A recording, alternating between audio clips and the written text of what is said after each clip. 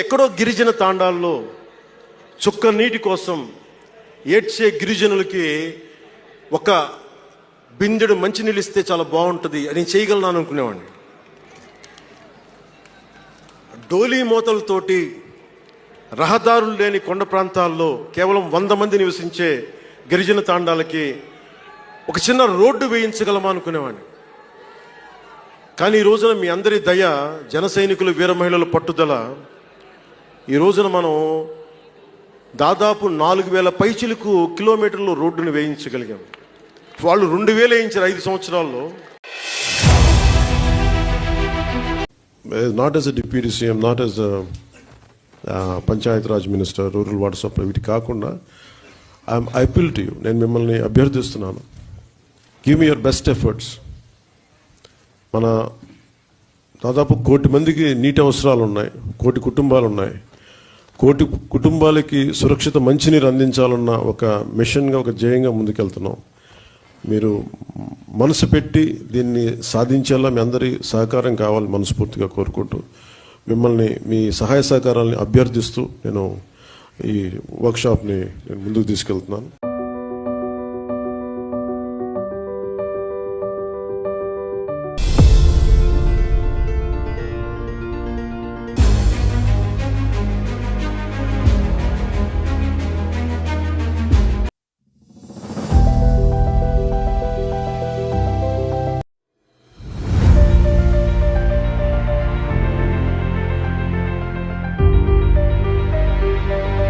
పవన్ కళ్యాణ్ గారు బాగా న్యాయం చేశాడండి, నిజాయితీ పరుడు. మాట చెప్పాలన్నా సరిపోదు సార్, ఎంత చెప్పినా కానీ పవన్ సార్కి చాలా ధన్యవాదాలు చెప్పుకున్నామండి. ఎందుకంటే డిప్యూటీ సీఎంగానే ఉన్నటువంటి పవన్ కళ్యాణ్ అది సాధించారు.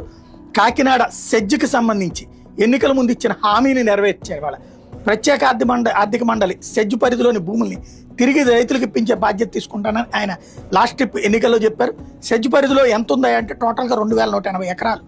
ఈ భూములకి స్టాంపు రిజిస్ట్రేషన్ డ్యూటీలు మినహాయించి తిరిగి రైతులకు రిజిస్ట్రేషన్ చేసేలా పవన్ కళ్యాణ్ ప్రయత్నించారు. అపరిష్కృతంగా అనే సమస్యను పరిష్కరించారు.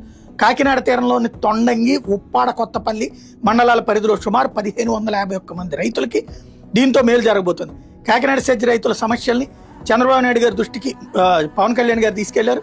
ఈ మేరకు రాష్ట్ర రెవెన్యూ శాఖ Deputy Chief Minister Pawan Kalyan Garu is not a real star but a real star. He just not only seizes the ship but also seizes the corruption out of their lives of the corrupted people.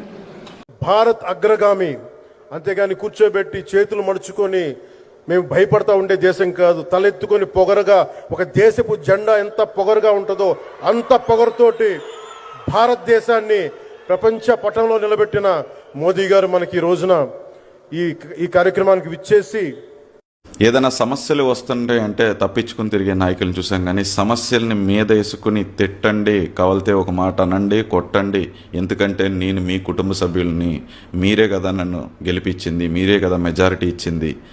అలాగే మీరు నన్ను కాకపోతే ఎవరిని తిడతారు, నన్ను కాకపోతే ఎవరు కొడతారు, నా మీద కాకపోతే ఎవరి మీద అలుగుతారు, నా మీద కాకపోతే ఎవరి మీద కోప్పడతారు. నేను ఈరోజు వచ్చింది ఒక ఉప ముఖ్యమంత్రిలా కాదు, ఒక ఎమ్మెల్యేలా కాదు, జనసేన పార్టీ అధ్యక్షుల్లా కాదు. ఈరోజు వచ్చింది ఒక మత్స్యకారుడిగా వచ్చాను. మత్స్యకారుడిగా వచ్చి మీలో ఒకడిని మీ సమస్యను తెలుసుకుని మీతో పాటే వెళ్ళి నేను అవసరమైతే బోట్లో, మీరు నా మీద పడకుండా కనుక నన్ను ఇంటరాక్ట్ అయితే నేను ఇంకెక్కువ పని చేస్తాను. ఎందుకంటే మీరు సినిమాలో చెప్తారు, ఓజీ అంటారు, అరుస్తూ ఉంటారు కదా. నా స్వప్నం, నా కళ, విను, నా స్వప్నం, నా కళ నా ఒక్కడి కోసం కాదు, నా ఓజీ కోసం కాదు, సినిమా కోసం నేను ఎప్పుడు కలగన్నా. నేను దేశం కోసం కలగన్నా, దేశంలో ఉన్న ప్రజల కోసం కలగాను.